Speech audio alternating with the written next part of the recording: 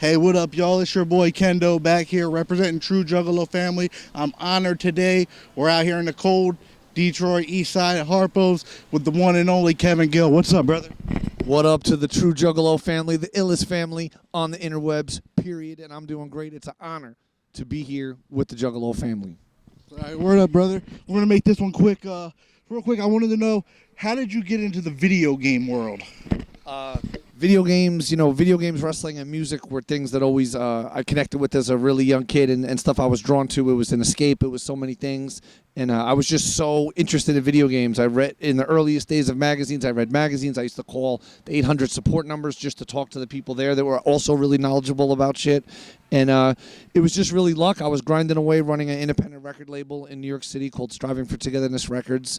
And I met a bunch of guys who were starting a video game company. And I always dreamed of working at a video game company, but I didn't say nothing. And I met these guys, and then they were like, come and work for us. And that company grew up to be Rockstar Games. And that was how I got started in the industry as a professional from being a fan. But those guys put me on and gave me my opportunity to work in the gaming industry. So The first Saints Row, correct?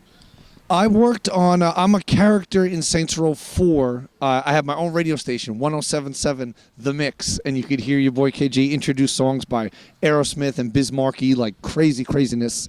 And after I left, I worked at Rockstar, and then I worked at IDOS, and then I worked in business development. I would do business development for a giant animation studio. That animation studio, I got us projects for Saints Row and all these Disney games and all these other things. Those are games you'll see me credited in, but the only role I had was doing business. You know what I mean? I didn't do any marketing, any creative on those games. Right.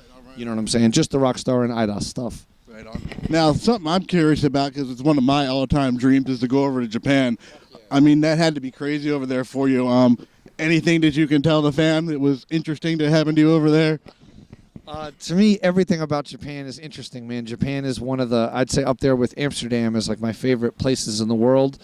And the most amazing thing I saw in Japan, man, this will sound really simple and basic, but maybe to a juggalo it'll resonate, is we went to the ECW Arena of Japan, which is Korakuen Hall. It holds like 2,100 people. It's like a state-of-the-art building. It's awesome.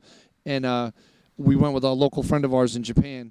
And he's like, before the show, we meet at the store and we buy beers.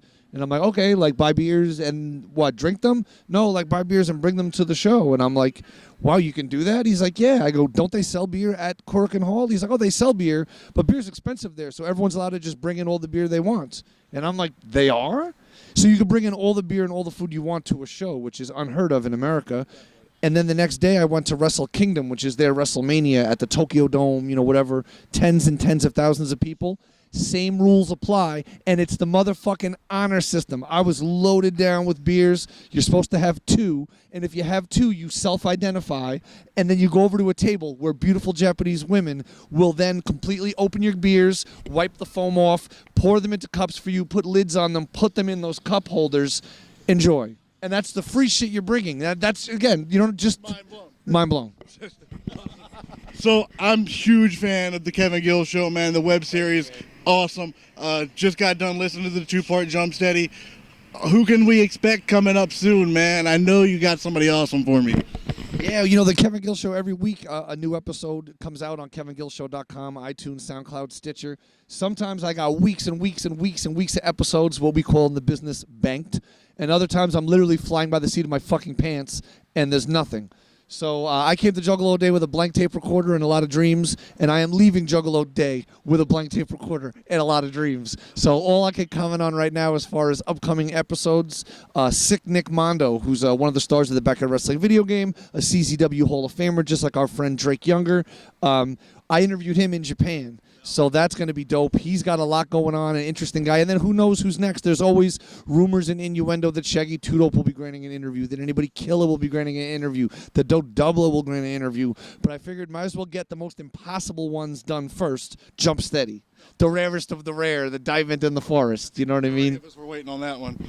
So we'll go another wrestling question here. What would you say would be your dream match? You can have any match you can see, dead or alive wrestler. Just best match ever. Wow.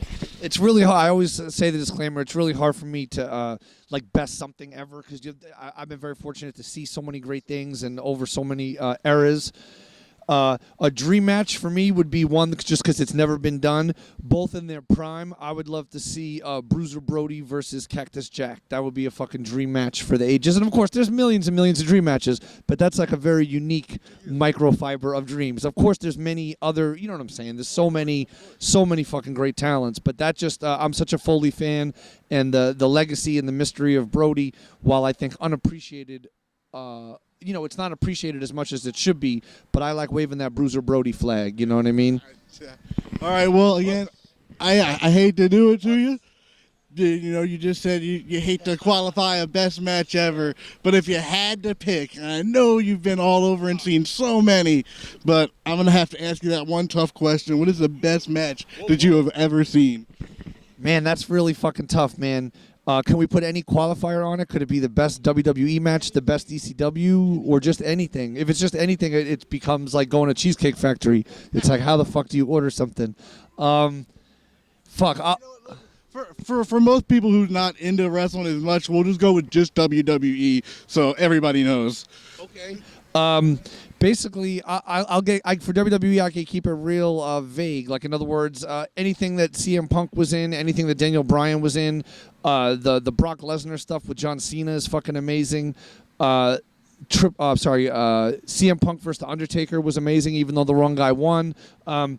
Those are some amazing WWE matches, but those guys have and now with AJ Styles there, I'm sure there's going to be some new stuff on the list, and on and on. Or total random match that springs to mind, 2 matches that I got to see live in person at the ECW Arena back in the day, and a lot of people will be like, what? But if you seek this out on WWE Network or whatever, you'll see why.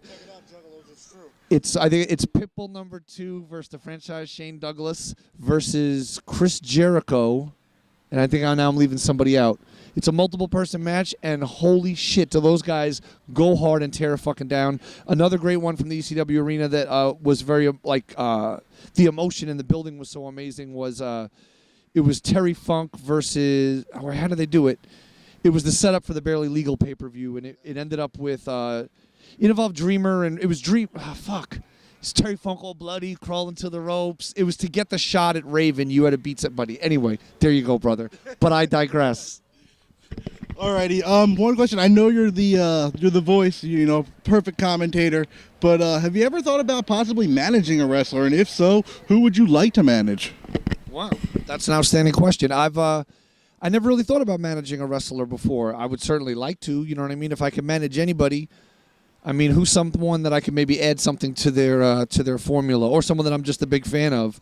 I'd like to manage Willie Mack. That would be pretty fucking awesome. Willie Mack, the chocolate Juggalo. Some people call him Chocolate Thunder, and then it gets me tongue-tied. To me, he will always be the Chocolate Juggalo. Willie Mack, now repping a Lucha Underground.